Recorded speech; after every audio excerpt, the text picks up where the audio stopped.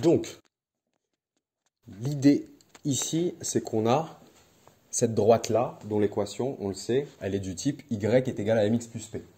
X et y, c'est quoi? C'est les coordonnées, on a dit, de n'importe quel point qui se trouve sur votre droite. On est d'accord? Coordonnées x pour l'abscisse et y pour l'ordonnée, on est d'accord?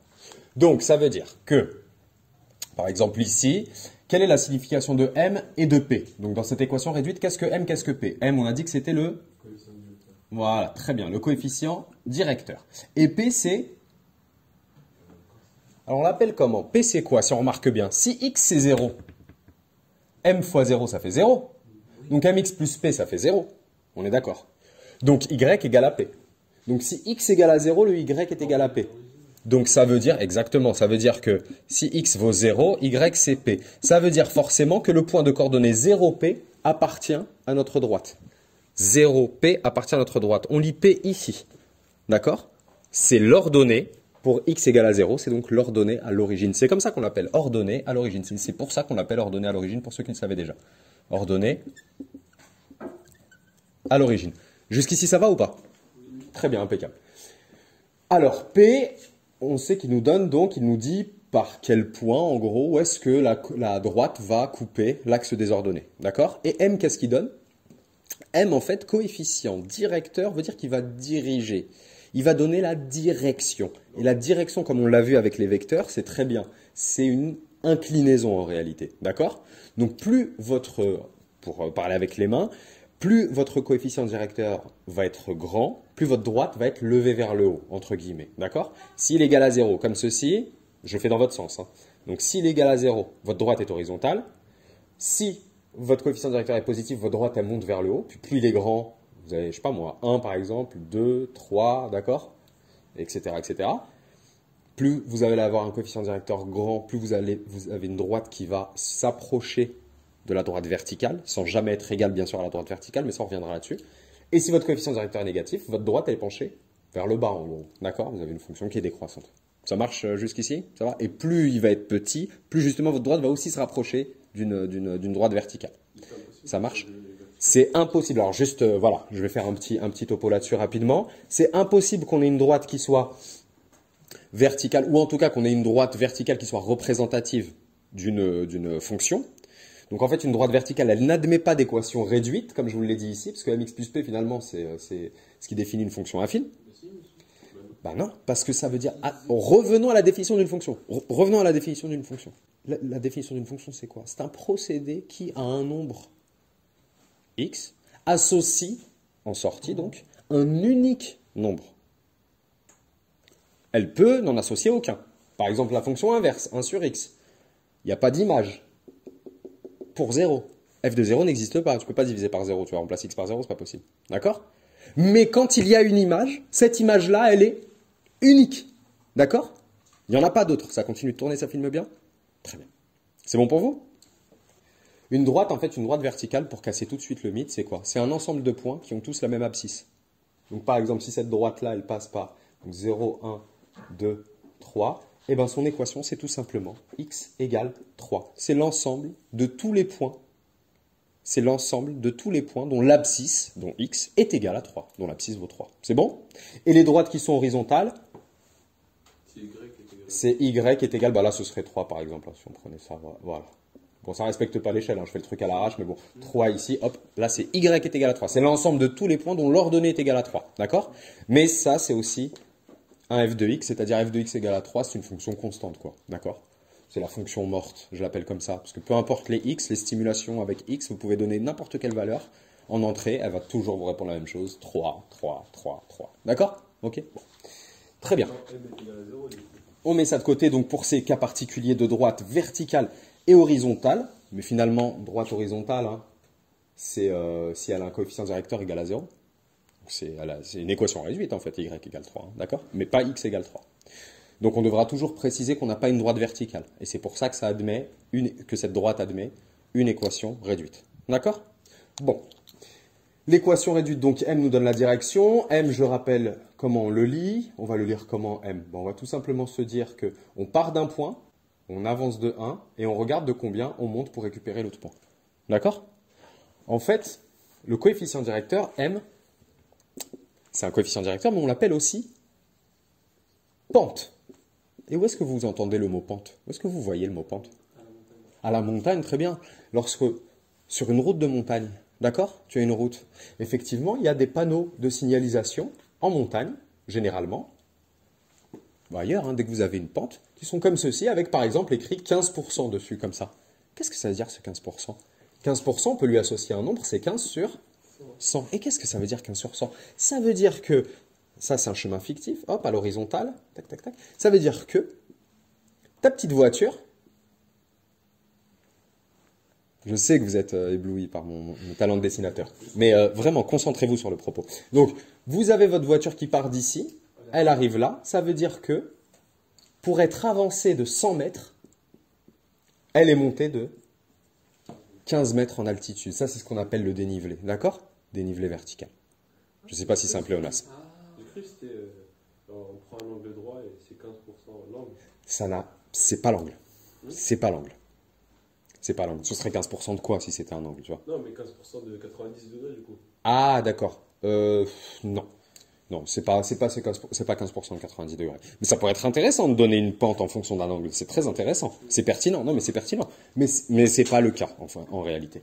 En réalité, ce qu'on dit, c'est tout simplement, ce qu'on fait, c'est tout simplement le côté opposé sur le côté adjacent. À la limite, tu peux l'assimiler à la tangente, la pente. D'accord?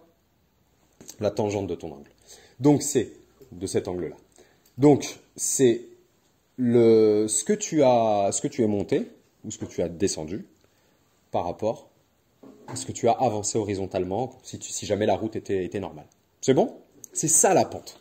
Donc, c'est quelque part, tu prends n'importe quel point, tu prends 2 points, tu peux les prendre là, tu peux prendre un là, tu prends vraiment où tu veux un couple de points distincts, mais là où bien sûr tu peux bien lire les coordonnées, comme ici et ici. Et tu fais donc, on monte de combien? On est monté de combien ici? De 3. De 3, très bien. Donc, si on est monté de 3, on le compte positivement. Si on est descendu de 3, on le compte négativement, on comptera moins 3, voilà, très bien. Sur ce qu'on a avancé verticalement. Et ça, c'est toujours positif, hein, on compte l'avance, donc c'est 1, dans l'ordre croissant des x. Donc, ce qui fait, voilà, exactement, 3 sur 1. Donc là, si vous voulez, notre équation réduite, c'est donc m qui est égal, donc ici à 3 sur 1, donc à 3, donc 3x, plus p, l'ordonnée à l'origine, qui vaut 2. Voilà, ça c'est l'équation réduite de cette droite-là. Ça va aller? Attends, jusqu'ici, est-ce que ça va ou pas? C'est 30%. Ah, mais j'avais jamais... 300. Et 300. je connaissais pas cette technique pour calculer le coefficient direct. Ah, pour calculer le coefficient directeur? Bon, il y a d'autres méthodes si tu veux. D'accord? Tu prends ces 2 points-là, tu regardes son ordonnée ici, l'ordonnée de lui, tu les soustrais, tu fais l'ordonnée du haut moins celle du bas, et divisé par l'abscisse de ce point-là, moins l'abscisse de celui-ci. Ou tu peux faire l'inverse. D'accord? Tu peux faire l'ordonnée de lui moins l'ordonnée de lui, divisé par l'abscisse de lui moins l'abscisse de lui. Tu respectes l'ordre, d'accord, par contre. Ça marche? Voilà, c'est une formule toute bête. Parce que finalement, quand tu dis écart, en fait, cet écart-là, c'est quoi? C'est ce qu'on va appeler un delta Y. En physique, on connaît bien cette notation. Delta, ça veut dire un écart, d'accord? Il est positif si tu crois, si tu augmentes. Il est négatif si tu descends. C'est bon? C'est un écart algébrique, on va dire. D'accord? Comme ça. C'est-à-dire que c'est plus 300% du coup. C'est-à-dire plus 300%. S'il y avait eu un panneau par exemple, ça va être Ouais. Très bien. Voilà. Oui, exactement. Si ça correspondait à une route et que tu avais un panneau, ce serait effectivement 300%. Et t'imagines bien qu'une pente de 300%, c'est un peu dur à monter en voiture. Mais ouais, on verra pas de pente à 300%. Mais si on avait une route comme ça en montagne, oui, ce serait 300%. Ça correspondrait au panneau de 300%. Très bien. Ouais. Pour le 1, ça sera toujours 1 quand on décale de 1. Alors ça peut être 1, mais des fois, on peut mal voir, tu vois, Par exemple, je t'en fais un ici. Par exemple, cette droite-là, vous la voyez, son coefficient directeur, ça va être quoi? Alors déjà, il est positif ou négatif? négatif. Bon, très bien. Pour avoir le coefficient directeur, je vous montre toutes les façons. Enfin, je vous montre les principales façons. D'accord. Vous prenez 2 points. Ce point-ci et ce point-là, dont on peut lire clairement les coordonnées. D'accord?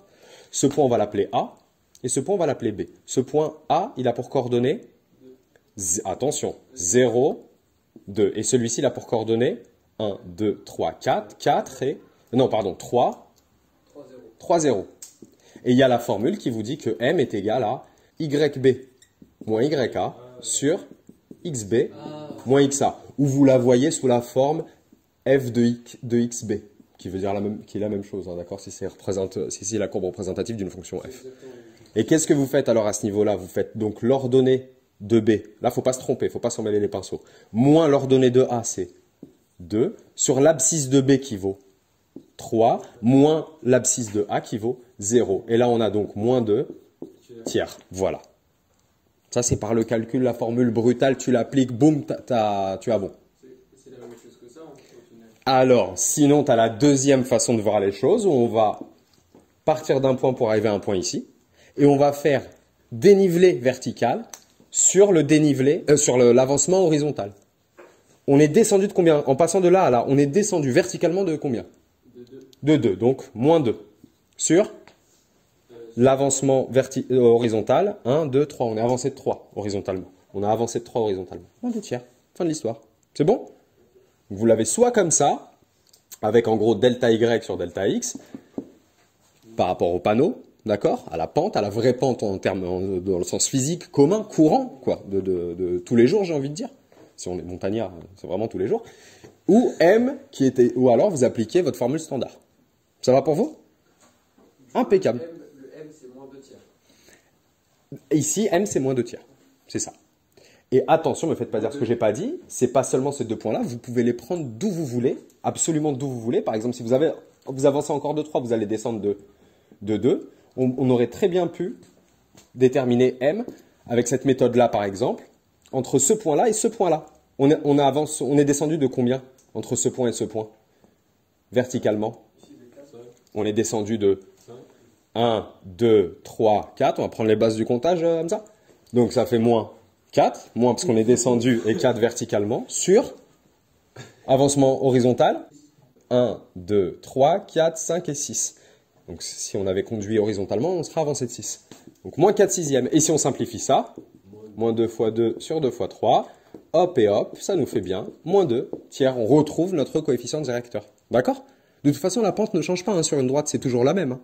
Si tu changes de pente sur une droite, bah tu casses ta droite et c'est plus une droite. On est d'accord? Bon.